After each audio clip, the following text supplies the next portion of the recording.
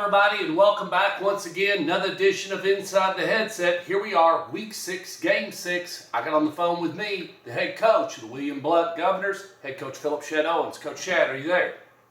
I'm here. All righty. Last Friday night, you went over to Bearden, and it didn't turn out like you wanted it to. Wound up 10 points short. Talk a little bit about the game. It was a fun game to watch, obviously, from a fan's perspective. It was a game of back and forth. One point there in the second quarter, we had a 28-14 lead. They cut it to 28-27 at half. And we had too many mistakes. We gave up some big plays from a defensive standpoint.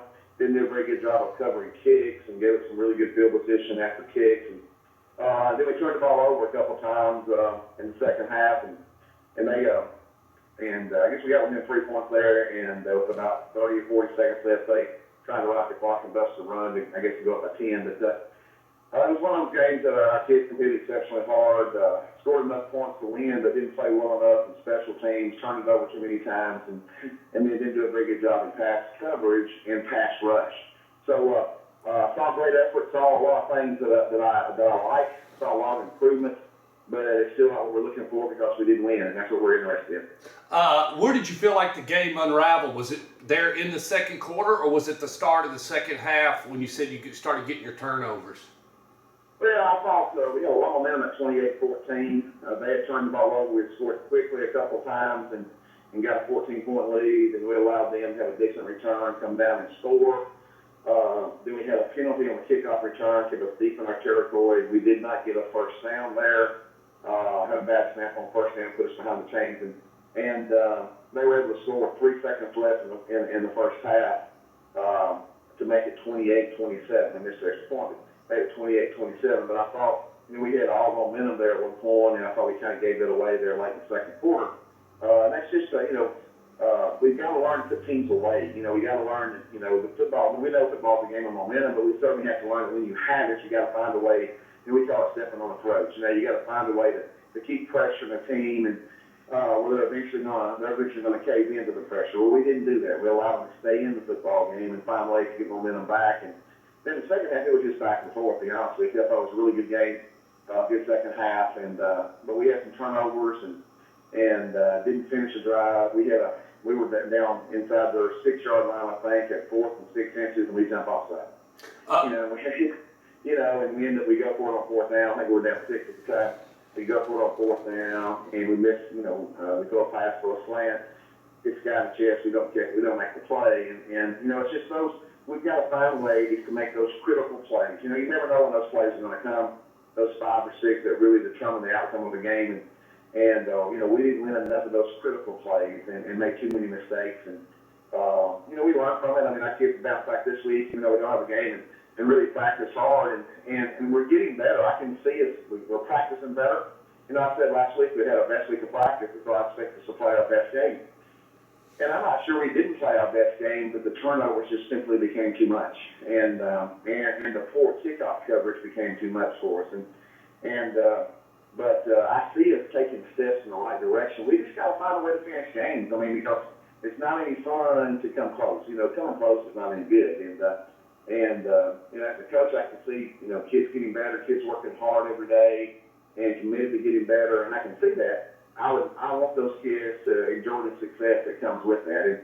And that's what we worked on this week. We had 2 good days of practice. I gave them off Tuesday. We'll practice again hard on Thursday, and I'm going to give them off on Friday. But, I truly believe that we'll continue to get better, and I would expect that when we play Jeff County a week from Friday that we'll play really well. I mean, I think that's what our kids are so hungry for success, and they're committed to that. And as long as I see that kind of commitment, I'm encouraged. Do you think the highs and lows, this team, I'm speaking of this team you've got right now, do you think they're still trying to handle those highs and lows in the game? I think you got to handle adversity. Adversity comes in different ways. Everybody thinks adversity is when things are going bad.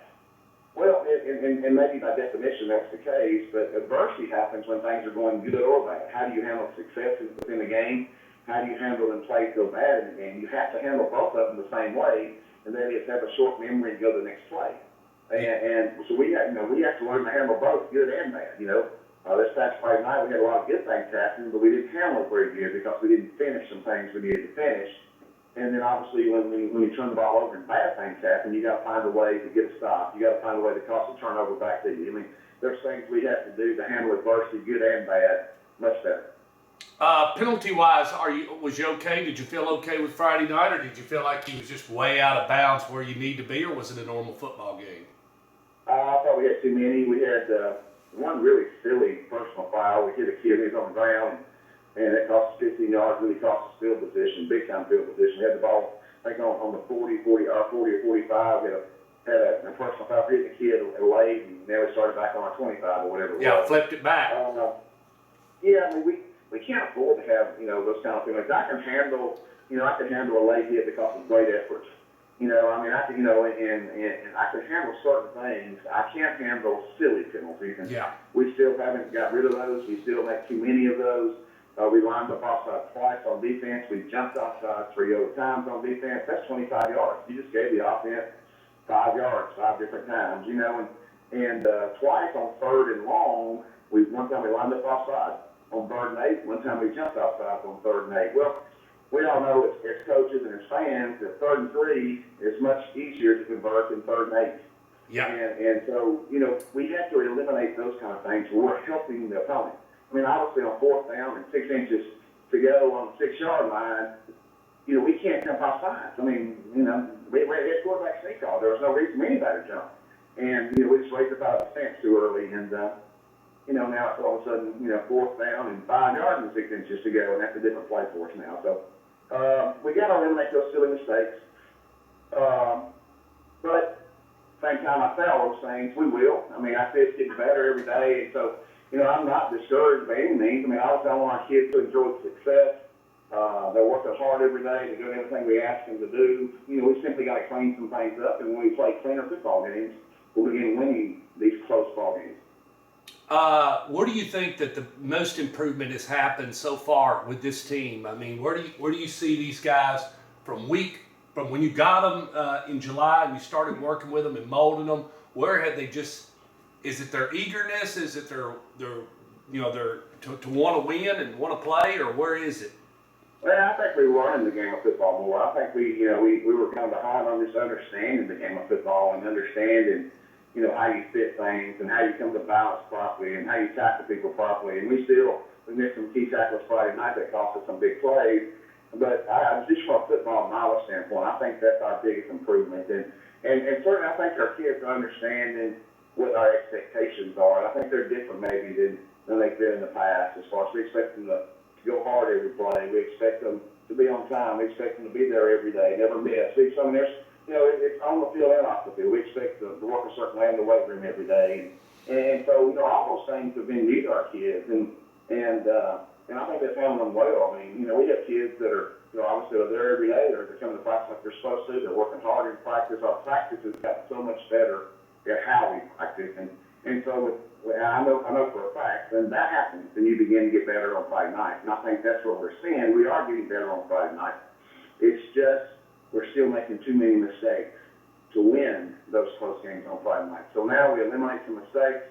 Obviously, we got to take care of the ball better, not turn it over. And those things begin to happen, then we'll see some success that we're looking for. JV and freshman, how you doing, Coach? Last 2 weeks, we played our freshmen and sophomores together in one JV game. We've won the last 2 ball games. The last 2 in our JV against this past week against Bearden was a win, and then the week before it was against Brainlock. But anyway, we've won 2 in a row with that group, and I see those guys getting better, and they're getting better in the weight room. And so I think the future is bright. Here at William Blunt, we'll get some more kids out. There's many kids coming and say, Coach, when can I come out to football? Well, you can come out in December. When our off-season program starts. And so I think they're excited about it. I think people see that there's something different about William Blunt right now. We want to see it in wins and losses, but I also want to see, more kids wanting to be a part of our program and a part of what we're trying to do at William Blunt, which is a whole lot more than just football, obviously. And I think kids see that, and I think more people want to be a part of that. And so I look for our numbers to grow, and obviously we need that to take place. Well, Coach, when you started that momentum drive in 04, and then we got in 06 and 07 and won those back-to-backs. I mean, you had basketball players in 04, Ferdinand Alexander. You had guys coming out, that had never dreamed of playing football. Right, and I mean, we want to be a place that, number one, you can grow as a football player, and I actually have our football team, win games, but also grow as a human and grow as a young man. And so we want to be a place that kids want to be a part of, and hopefully what we're doing has a lot more to do with other things besides football, and certainly that's what we're trying to do with the staff. And I see some personal growth. We had a devotional line after practice, and I thought it was great. And I mean, so I'm hoping that kids know that, they understand that, and they want to be a part of something that's going to be really, really special. And it's special right now. It's just not showing up on the scoreboard right now in wins and losses. We're sitting here 2-3. We're not happy about that. But we're looking forward, to the second half of the season now, and I think you'll continue to see William Blount get better every week, and what we want that to mean is it shows up as W's on the scoreboard. Well, I've been there for a couple of those devotionals when you had games on Thursday nights. I'd show up on Wednesday, and I know I've listened to you speak of the book and whatnot. So I'm glad they're getting that, because I've heard you do that. That is always something you've done in the past and things, and it's strictly volunteer. I know that it's strictly volunteer. But well, Coach, have a good week of practice. Get back on the winning track. I'll talk to you. We're not going to talk next Wednesday. I'm going to be preparing to. I'm going to Coach Dice. I'm going down to Auburn to do his little thing. But you take care and get a win next week, and then the week after we'll talk.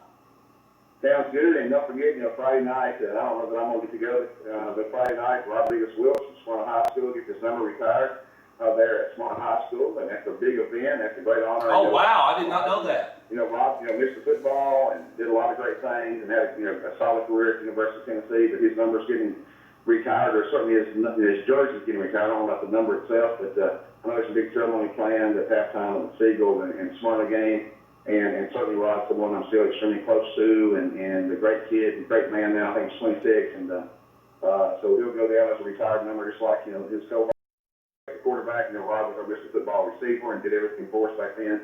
And so that's a great honor, for Rodriguez Wilkes, and there at Smyrna High School. So anybody listening and wants to go watch the football game and see a great, old Smyrna Bulldog that helped us win 2 state championships there when we were at Smyrna.